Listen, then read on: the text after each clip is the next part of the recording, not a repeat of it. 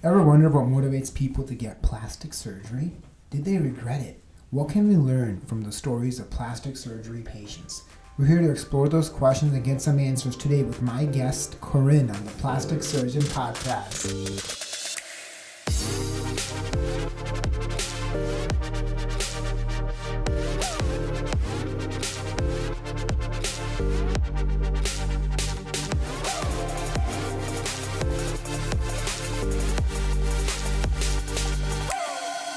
Hello, my friends. Welcome back, and thanks to our listeners for the amazing feedback.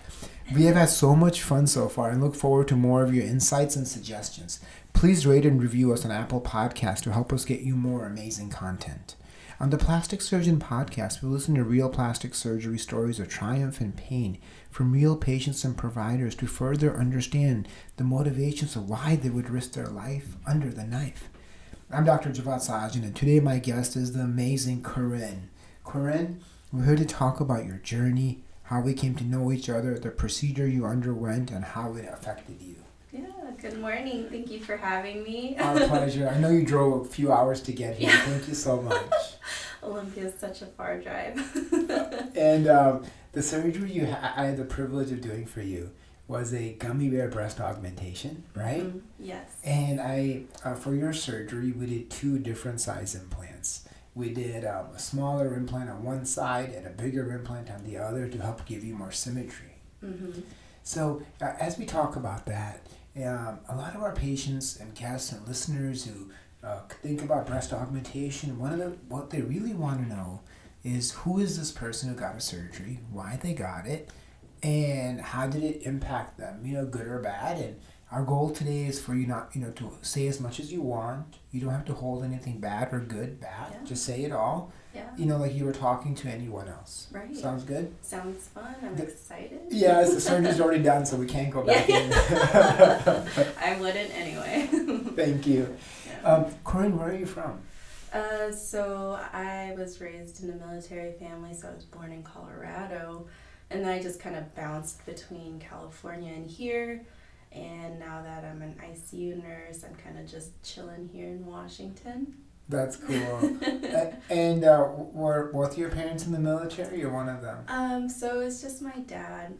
Both of them were from the Philippines, so I'm more of like a second generation American, just kind of figuring things out because they kind of like planted the seed here. And I just kind of like took the next step after they did. Wow. And when you say second generation, does that mean your parents were born here or you were the first one? So they immigrated here, like my mom, she immigrated here when she was like a teenager. And then after my dad got here through the military, then I came in. So, yeah. And I don't know how to count, so. Yeah. And they're both from the Philippines? Yes, they're both from the Philippines. And, my family immigrated here too. My dad and... My dad was born in Uganda, in East Africa. My mom was born in Kenya. And then they ending up in England. My dad was a refugee. And so that's how they ended up meeting and all this kind of stuff. Yeah. So your family, how did your mom end up from the Philippines to the U.S.? Yeah, so I think it's always been like a push to come to America. And so like my mom's side has already been or like recently immigrated at that time to America. So they kind of like got her in. So by the time she was a teenager, she went through high school in San Francisco and she kind of learned like all of the hard things, like learning how to speak English and all the cultural changes. So by the time I came in, there was a lot of push towards education and like, hey, go further than what I did, know, like I started it and you can go further. So there's a lot of push towards, getting a degree in college and going further than that. Yeah. I know how that is. I felt the same. Yeah. And your dad, how did he end up in California? Yeah, so I think at the time it was just hard for him to find a career because not really knowing English and not really having like a big education. So a big part of like his life was the military just because of all the benefits that it gave. So with all of that, we moved around a lot, and California was kind of one of the places that we stayed in. And I was just raised that's where most of my family is. I don't have any family in Washington, so that's where we kind of like stayed until my mom got to Washington. She's like, oh look, no traffic. She's like, let's stay here. And I'm guessing that your mom ended up here because the family sponsored her or something like that. Yeah. And your dad, was it a similar situation? I think my mom brought him over. Oh. Yeah, and then he joined the military to like, keep things straightened out or something like that. Yeah. So you know, my culture ethnically, although all my family's from Africa, ethnically is Indian. And, you know, we have, like, some people do arranged or set up marriages. It's not really arranged anymore. It's sort of like meet, greet, get married type thing. Right. But, so was it something like that, or did she meet him in the Philippines? How did that happen? It's so weird because apparently they knew each other since kindergarten because they grew up in, like, the same island where it's, like, south of, like, Manila. And so they knew of each other, but I think, like, she went back after high school and then she ran into him again and they're like, oh, let's make this work. And she's like, well, I live in America.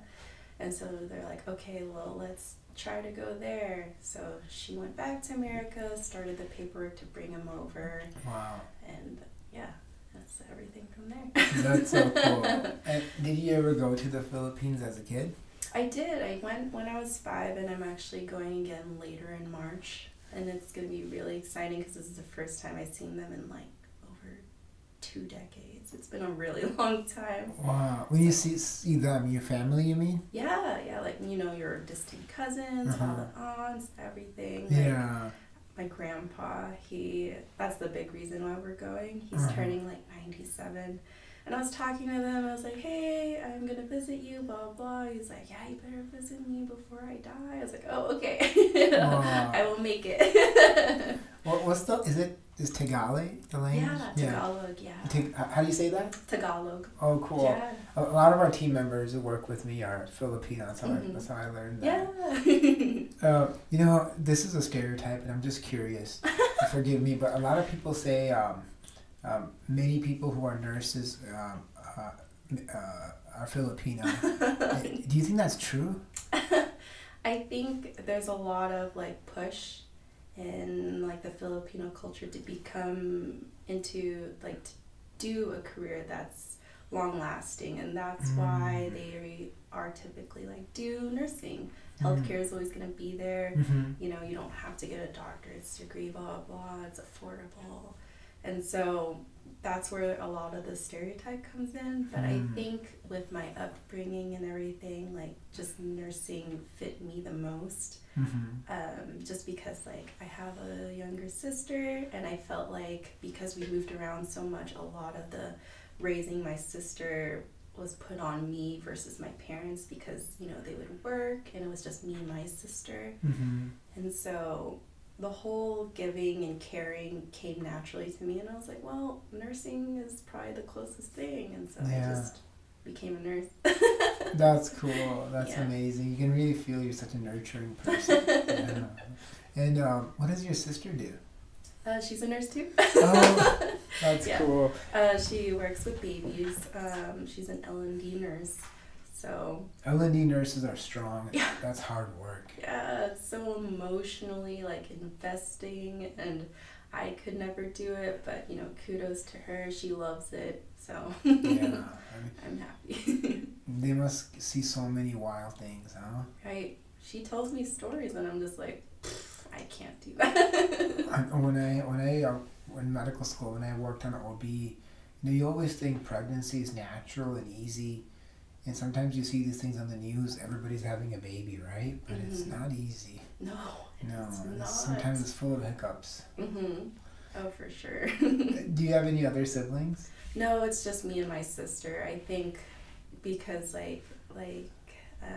being raised in the military, it was just my mom. And so having more than 2 was just too much for her to raise. So me and my sister are super close. We're only like 2 years apart. We can't go a day without talking to each other. That's cool. So it's really nice to have that bond with my sister. That's awesome. Yeah.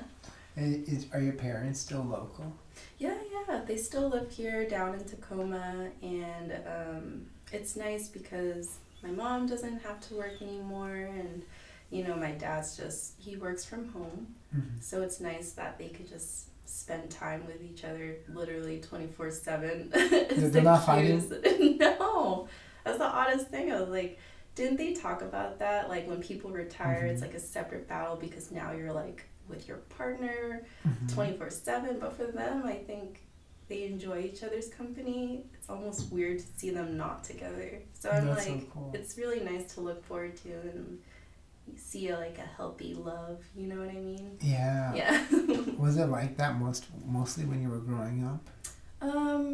I would say so. It's been hard, right? Because, dad would leave for the army and he'd be gone every now and then. But for the most part, seeing them together and raising us was an experience because I don't think it's easy to raise children when, your mom or dad is gone. So to see how they went about it, like for me, was a big learning experience and how I would see a family too. For future reference, I'm like, okay, this is how I would like my family to be one day if I ever had one. Yeah. That's I can't imagine that. And what did your dad do in the army? I'm not even sure what he did. Yeah. I never got into it. Is he still in the army now? No, he retired a while ago, and then he tried to stay retired, but he's like one of those go-getters, like he can't sit still. So I think like after a month of being retired, he's like, yeah, I'm bored. So he ended up getting like a job for the VA. So he's still around the same people, just a little different line of work, but he likes it. He likes to stay busy, and I think that's where a lot of my ambition and drive comes from, is just wanting to do more because of him. Yeah, that's awesome. Are you still close with your parents? Yeah.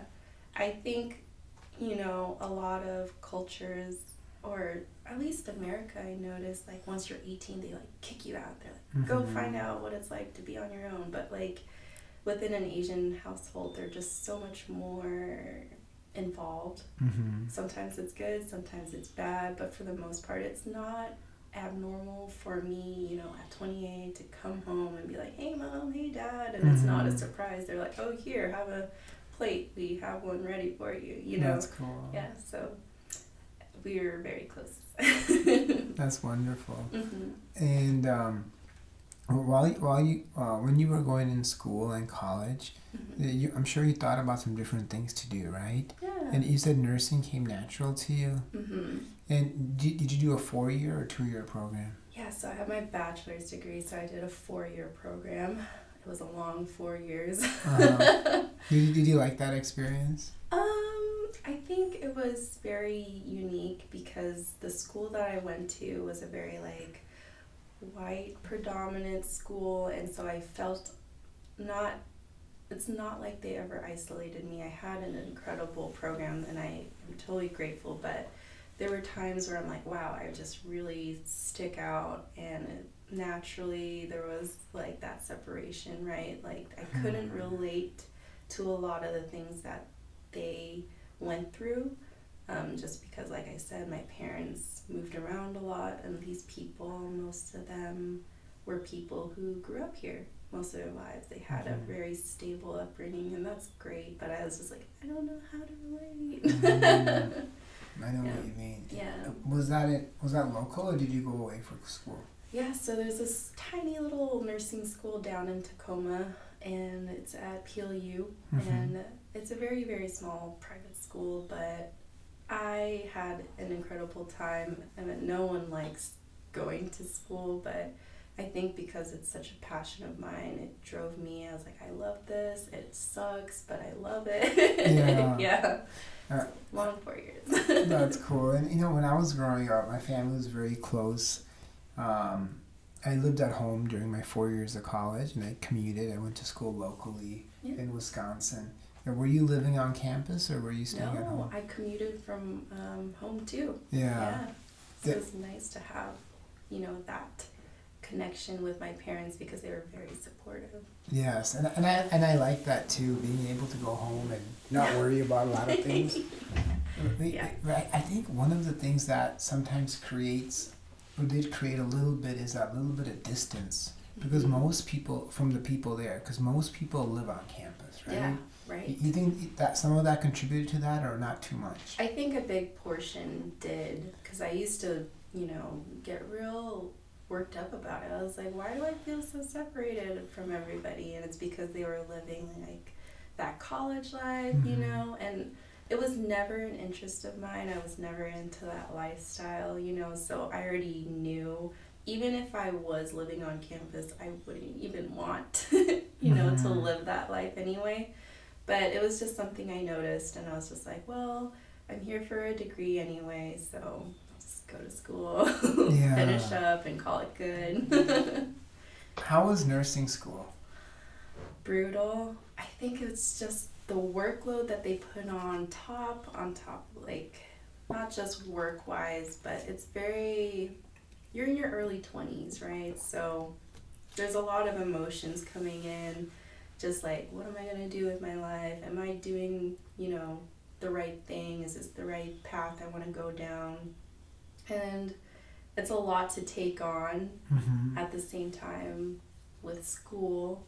And so for me, nursing school was hard because there's a lot of pressure from my parents to be like, be a nurse, be successful, have a good job. And then I'm like, I don't even know what I want to do with my life, you know what I mean, outside of nursing. Because for me, it's important to have a life outside of my career.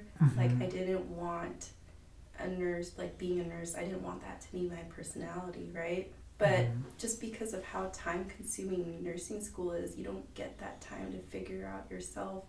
And so for me, I didn't really learn more about myself until after nursing school, when I started, working and had more time for myself to be like, oh, this is what I like, this is what I don't like. Yeah. And in school, do you have both book work and clinicals? Yeah. So I would say like the first half of nursing school, you're doing more like book, in-class things, and then the last half is like, okay, let's put it to the test, see how you are, and then you go to clinicals, and that's where you get more of your hands-on experience. And for me, it was just so tough because I was also working as like a tech, just to kind of, step my foot into the world, but at the same time working while going to school is so hard. I can imagine. Yeah. Do a lot of people work in nursing school, or it's just mixed all over the place? Yeah, it's mixed all over the place, right? And I think for me, maybe I didn't have to work, but I think like I didn't make a lot, obviously, so any money that I got, I found a real passion for traveling, so any money that I earned, any time I got off, I would travel, just because that was the one thing that like I found myself being happiest, and that's where I learned how to learn more about myself. And so that's where most of my time went into. Where did you travel? Well, I was a tech, so I didn't make much. I couldn't travel anywhere big like recently, but I would just go skiing or snowboarding in Colorado, like anywhere like within the country. I would just travel, go to Disneyland, or go up to Whistler and go skiing there, just anything. Anything to get away. Where all have you traveled? So a lot of my traveling, I don't know, it just depends how I feel at the time, but like recently I've been to Mexico, gone to Greece and Spain. Wow. And I just kind of went ham for next year, and I booked out so many more because I was like, oh gosh, this is so fun. Yeah, cool. What countries are you going to? Gosh, so I have Japan and the Philippines to look forward to. That's my family reunion. And then is your family going to Japan too? Yeah. We're just like, well, we're already there. Why don't we stop in Japan? We're like, okay, sure. That's cool. And then I think we've got London, just like smaller or like bigger like popular cities that I've never been to, right? So London, Dublin, just all these other areas that I think would be fun to see and experience. Wow. And when you go, do you go alone, or are you going with family each time, or does it vary? It varies. I think I used to be so scared of traveling alone, and it stopped me a lot from experiencing a lot of places, right? And then there was just one moment where I'm just like, why don't I just go? You know, I feel like I am street smart enough to not put myself in a bad situation, right? Yeah. And so when I went to Greece and to Spain, I just booked it, went by myself, had a great time, met a lot of great people, and then I realized, I was like, look, I could do this on my own. And I was like, well, let's keep booking it. Let's go more places. Let's Wow. see everywhere. So you flew solo. Yeah, for the most part, yeah. And when you book this trip, you go online, just find out. Do you like go like a tour thing, or you just book a hotel, book a flight, and then figure it out? Should is probably the most informal way. Sometimes I don't even have a plan.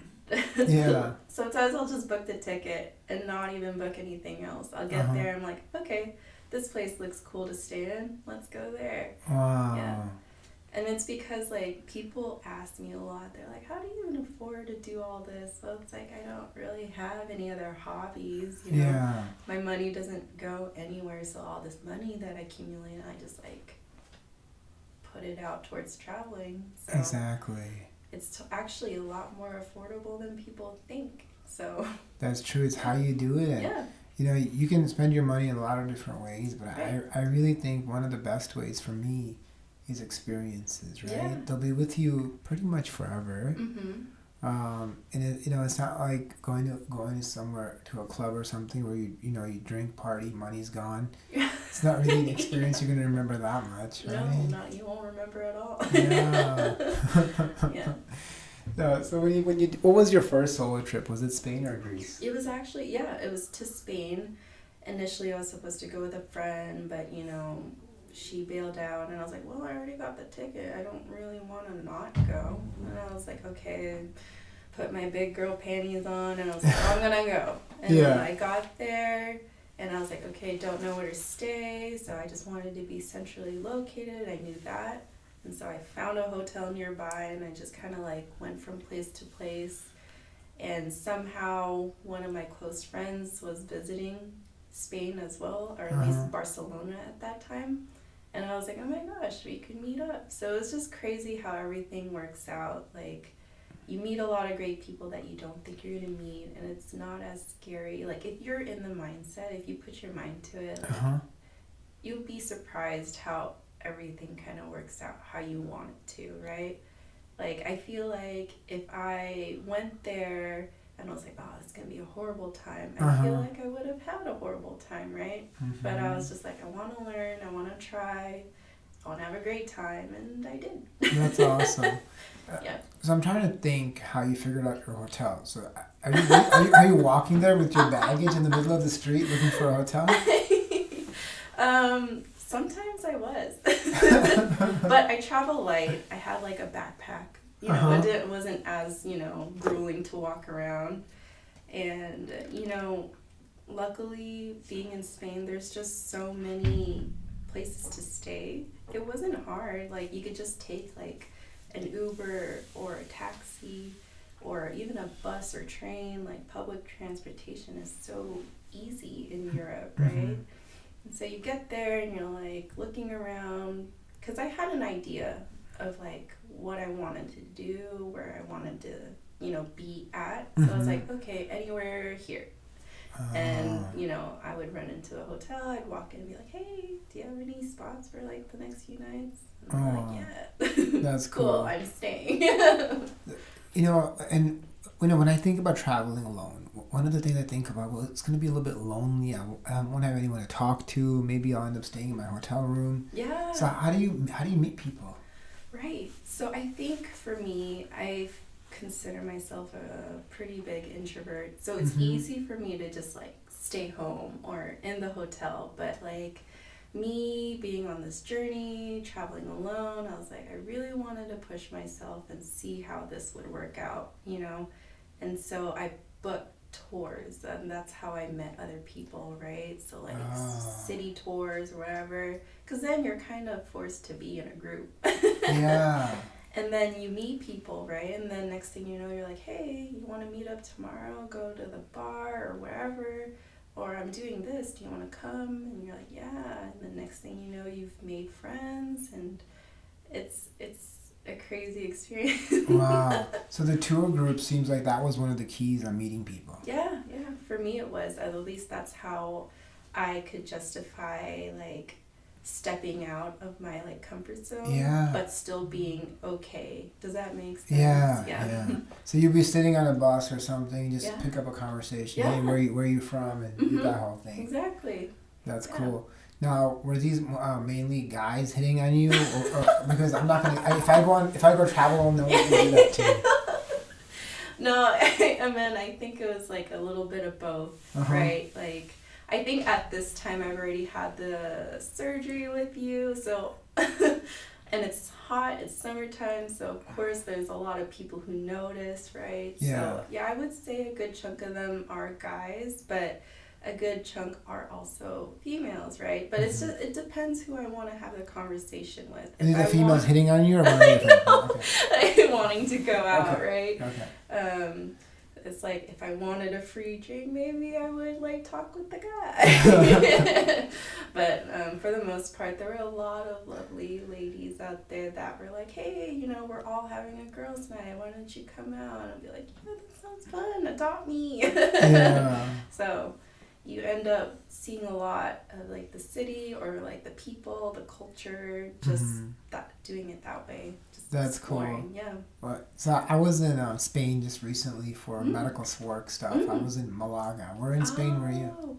I only had time for Barcelona. Yeah. Yeah, so I was just there for a couple days. People say the nightlife is supposed to be pretty fun there. Did you find that to be the case? I loved it. I loved it so much. Yeah. Because in Europe, I noticed like a lot of things don't even start until like after 10.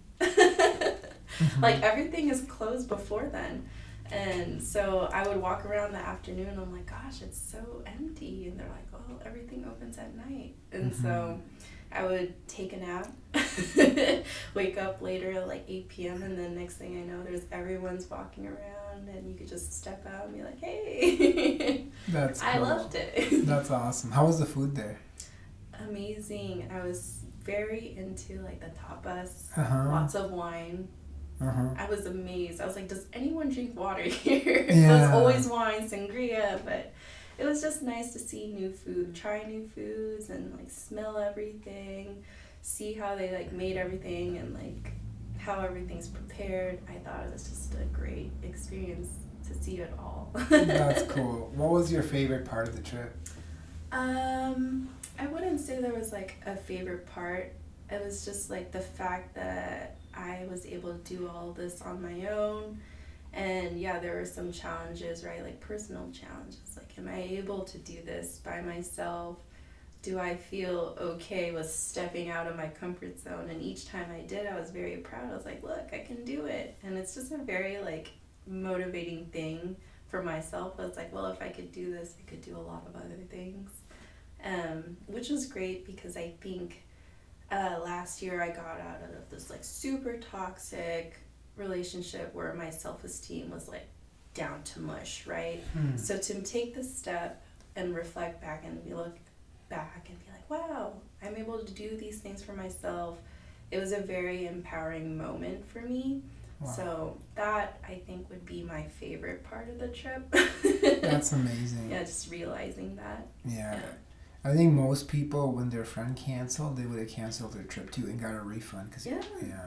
I feel like I was really close to doing that, but I've done that multiple times before, and I was like, wow, I don't want to stop my life anymore, you know.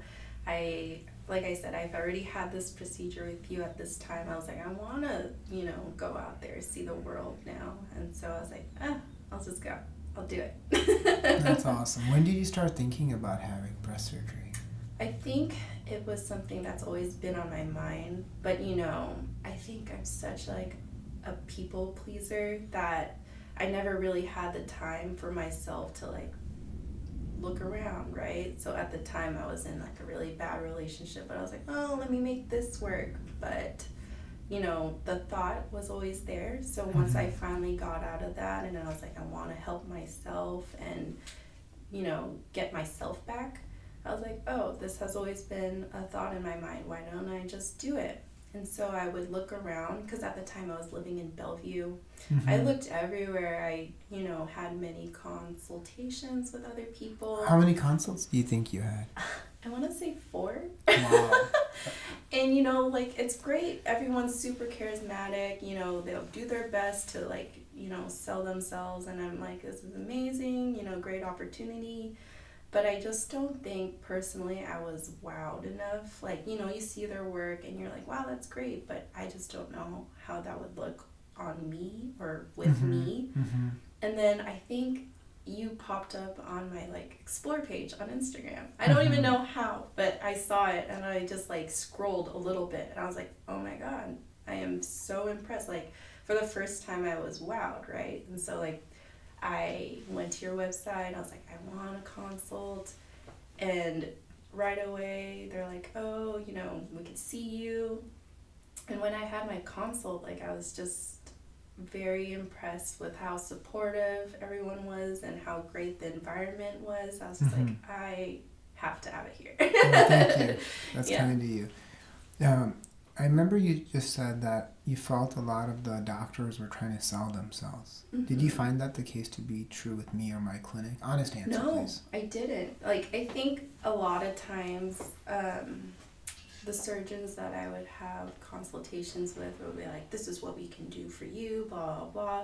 But I felt like you were more genuine. Like, you took what I had and you were very personable with me. And so I was like, wow, this is like that extra step that makes the experience a lot better, right? Like, you're actually listening to me and what I want, not just like what I can, what you can do for me, It's a different aspect that I feel like a lot of them don't really have, or at least it was enough to like stop me from going further. Whereas like you were like, okay, so this is what we're working with and we can do this for you, blah, blah, blah. I was like, wow, no one really took the time for that. They're like, this is our pamphlet, this is what we have, here, think about it. Yeah, I was like, oh, okay. Yeah, I really believe surgery can't be something that you try like a cookie cutter, like you can't fit it to the patient, right? And I think some providers, they get in that habit. They're like, I do it this way, this is what it is, and take it or don't take it. Yeah. Yeah, my personal philosophy is you can't fit the surgery to the patient. You can't force it. You have to understand the uniqueness of the patient, what their anatomy has, what their physiology has. Combine art and science and then create something and make a plan that fits that body, right? You can't make the body fit your plan. Your plan has to fit that body and that patient, whatever they're looking for, if possible. Right. Usually it is, sometimes it's not. But it's that process of working through it together, right, in a meaningful, purposeful way that's congruent. Yeah. That's what I try to do with every patient. I know you said you had a toxic relationship, right? Yeah. And, Ew. You hear that a lot. A lot of people go through that. Yeah. And I'm not asking for specific details. Right. But when people say toxic, what do you mean? What does that mean? Someone calling you names? Someone hitting you? What does that really mean? Right. And fortunately, I never went through anything physically abusive, but it doesn't even have to be physical to kind of break a person down, right? So, unfortunately, I was with someone who was very narcissistic, manipulative, and so that person, and me trying to be like a people pleaser, they would turn things on me to the point where it's like I question myself constantly, like just to be gaslit all the time, right? Like I didn't even know if I could even leave the house because I wasn't sure if he was going to be like, you're not allowed to leave. And he isolated me from my family so much that I like when you don't have your support system and all you have is your quote unquote partner, you kind of rely on them, right? And you think what they say is right, but you don't see, or at the time, you don't see that this is bad, that this is wrong, because no one else around you is telling you it's bad, right? Until I realized, now I'm crying every day. And I'm like, why am I sad every day? And then once I realized that was happening, I was like, I can't do this. And so I left, and then I realized because of like the constant like isolating, the constant manipulating, I realized my self-esteem wasn't doing so hot. And so I took a lot of time for myself just to kind of rebuild and realize that there is worth to myself. And it takes a long time because sometimes you don't know that about you, right? You don't know how deep you are until you look back and you're like, wow, I should really pick myself up. Yeah. And you got out of that. Yes. I did, yeah. And you said, Big now moment. it's, I can only imagine. How many years was that? Oh gosh, I want to say a year and a half. Were you living together? Yeah. That's a huge transition. It was, and it was funny because like I moved back with my parents at the time. Did your parents support this person? I don't think they knew what was going on, right? Because like I said, I was completely isolated from them. And so when I finally like broke things down and I was like asking my dad, I was like, hey, I'm getting out of this, can you help me move out? He's like, yes. Brought his car over, we packed all my things, I left, and it's just been a great uphill, like nothing but good things after that. Yeah. Just to put all that behind. And when you say I was isolated from my family, does that mean somebody was saying mean things about them or just didn't want you to talk to them? What does that really mean? Yeah, and it's really sneaky when you think about it. So like he would be like, oh, can you spend some time with me? I want to hang out with you more, spend time with you.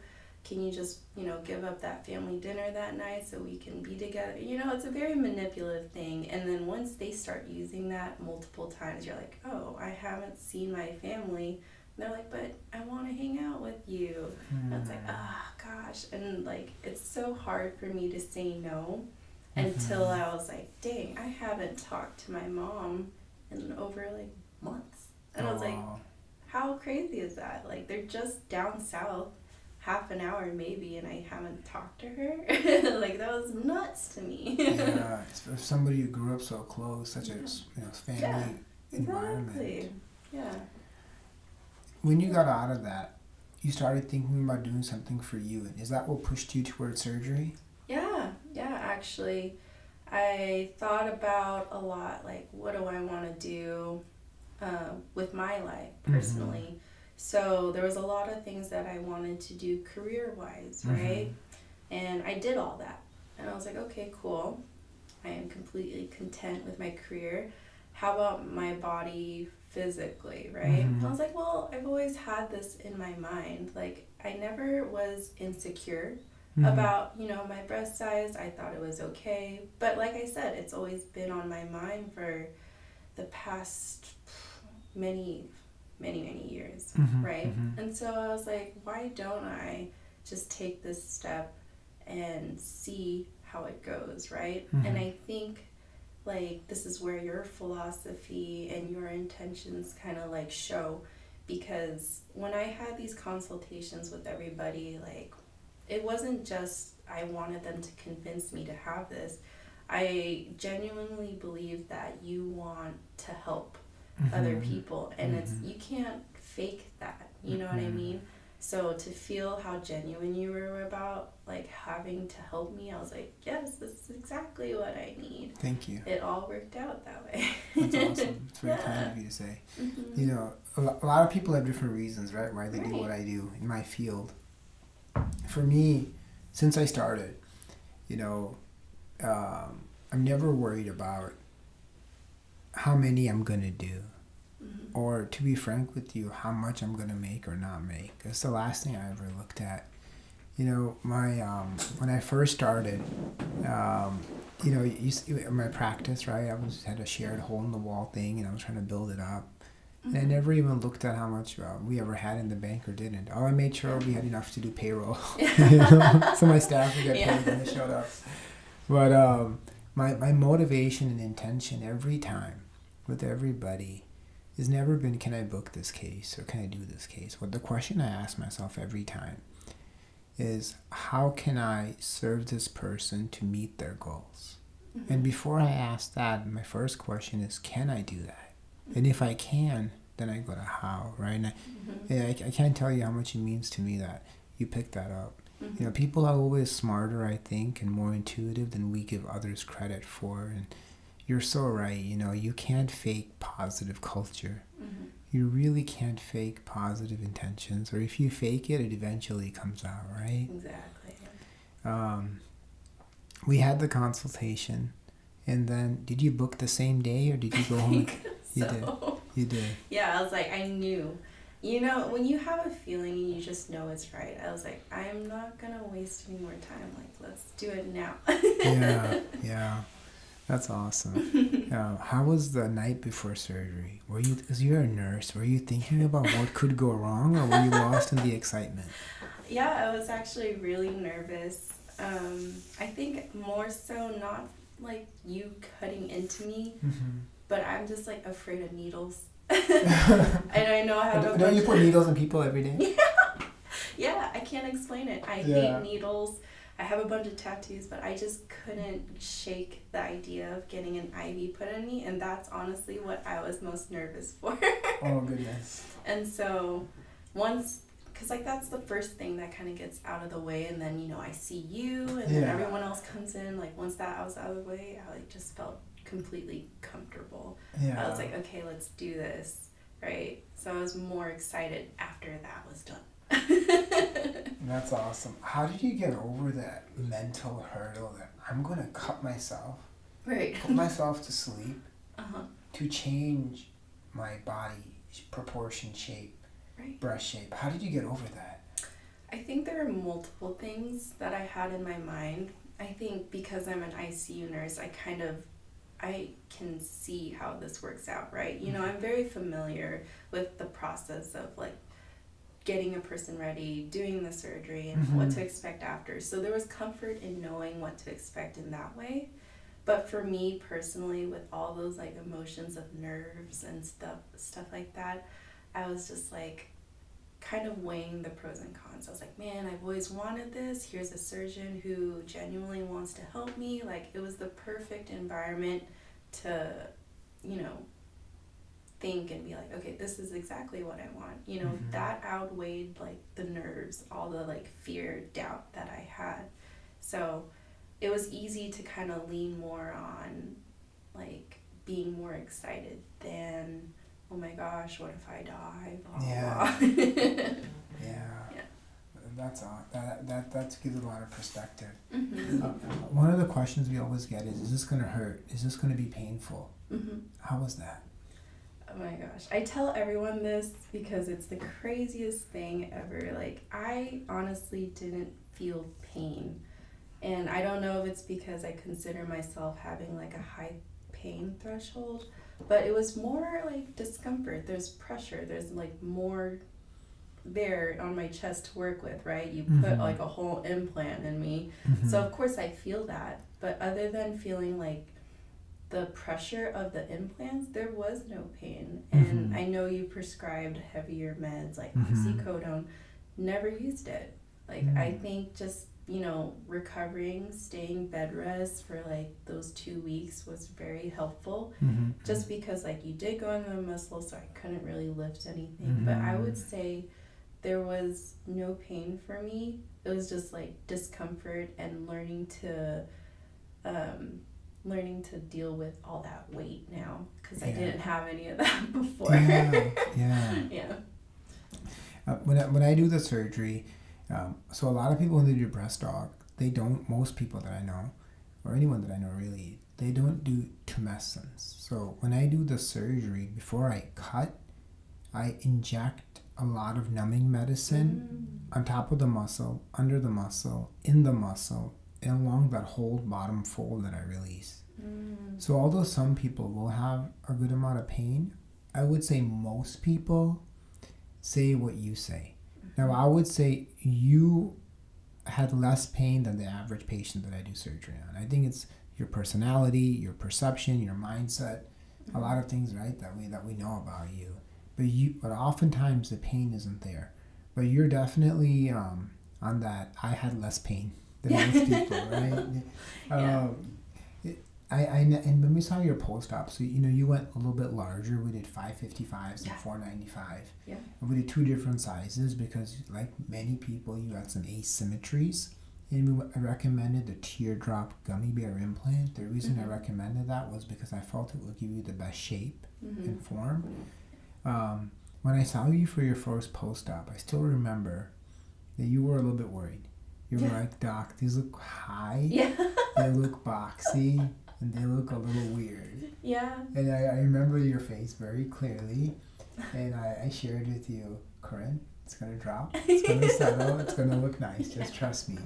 And I remember telling you that if I made them look perfect when I did the surgery, they won't look perfect for the rest of your life because implants settle, they drop, they change.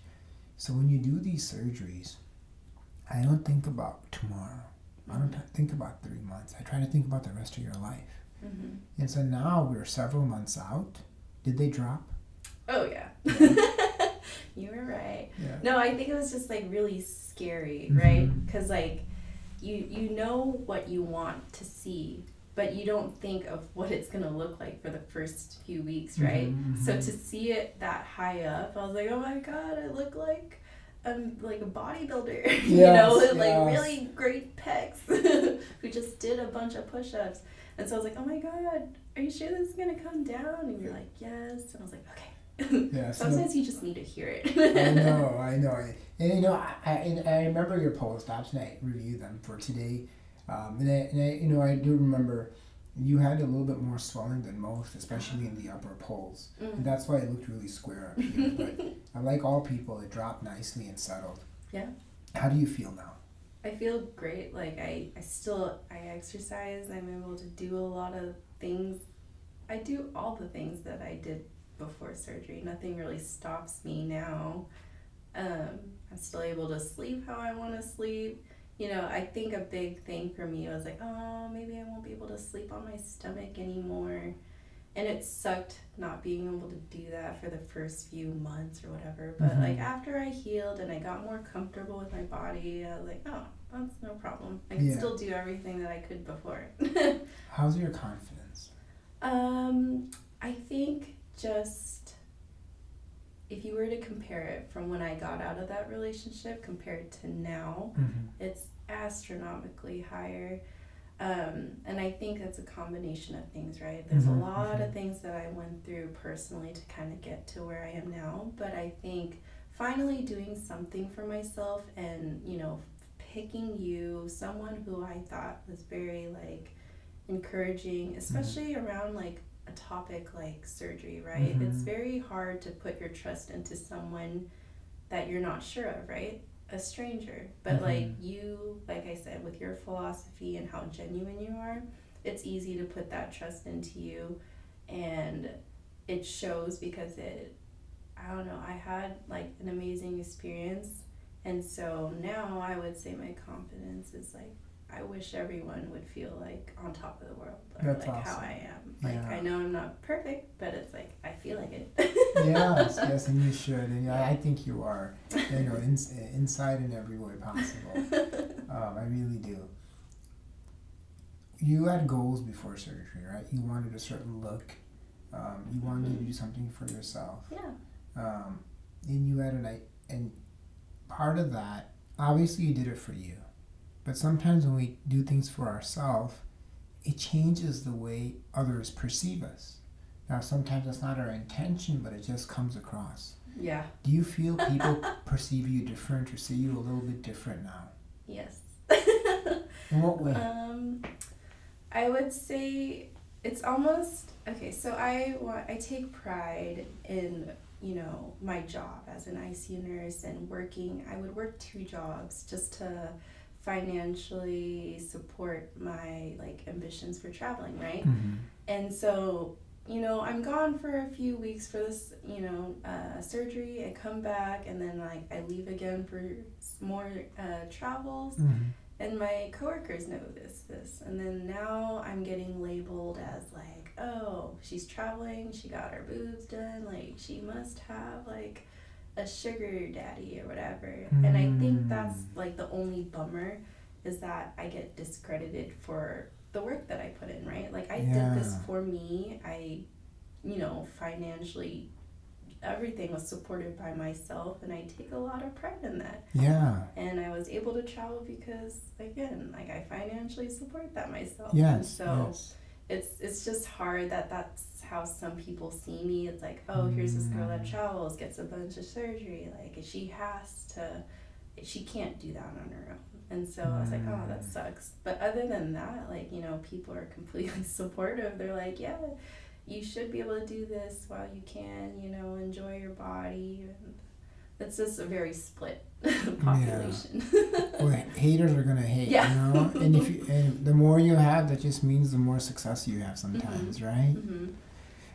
And it used to bother me a lot, but then I just got to the point I was like, well, at the end of the day, this is for me. I'm happy, so if they want to keep saying what they want to say, that's fine. Like, I will just keep enjoying my happy life. Exactly. If I thought about every negative comment I got, I don't think I'd be able to live. In the beginning, it really bothered me, just like you. And now I've just realized people are always going to say things. And if no one's saying anything, then I'm probably not doing anything. Right. Right? Yes, you're not growing. Exactly. So when you have an impact on people, like you do with the care you deliver at work, with the patients you serve, there's going to be a lot of positive things you're going to have. But in doing that positivity, some people are just negative and they live their life in misery. Yeah. In misery, you've heard this cliche, loves company. So they connect with others through their problems and through their hate of others. Yeah. And those people, we all know them, they don't go anywhere. Yeah. They sit where they are in life, they'll live in that horrible circle, and they'll end up finishing that circle. That's what it is. Yeah. And it's just, I refuse to be part of that environment, Yeah. There's too many good things to do, right? Yeah, exactly. Do you feel people of the opposite gender noticed you more? Now it's hard in your case, right? Because you just haven't had a surgery, but you've changed your perception on life, your availability. Yeah. But would you say it's different now since the surgery? No, I completely understand. I think I've always been confident previous, right? I know I got out of a relationship, but after that, like I had a couple months before having my procedure where I felt okay, went out, and it's easy to like lure people in with a great personality, but sometimes, and like I said, I was never insecure about like my breast size or anything, but it's just harder to catch people's eyes, right? But I would say like afterwards, I would say there's always like someone that like takes a double take, right? And I noticed that, and I'm like, okay, cool. And does that, and it's kind of given me a lot of stories to tell, some good, some bad, but it's like I do notice that there's more people that see, and it's not like it's like completely out there for the world, but I think it is like you helped shape what I wanted for my body, right? Like I just wanted something more proportional to what I have going on, and you did an amazing job with that, and it shows because everyone sees it. And they notice. Yes, I understand. That's awesome. Thank you so much. Thank you so much for being our guest today, Corinne. Your story of self-growth, your life, your insights, help me understand the impact I have the privilege of having on people, and just understanding people more and more in general. I really appreciate that. Thank you so much. Yeah, thank you for having me. I've learned a lot. I know your ordeal will teach our listeners what to expect as they go on their own journeys, not just in surgery, but life. I appreciate your time, and I'm honored to have you as my good patient. I would even say my friend. Thanks for listening to the Plastic Surgery Podcast. And please rate and review us on Apple Podcasts to hear more great content. For my live surgeries on Instagram and my adventures throughout the week, catch us on all social media at Real Dr. Seattle. Bam, what?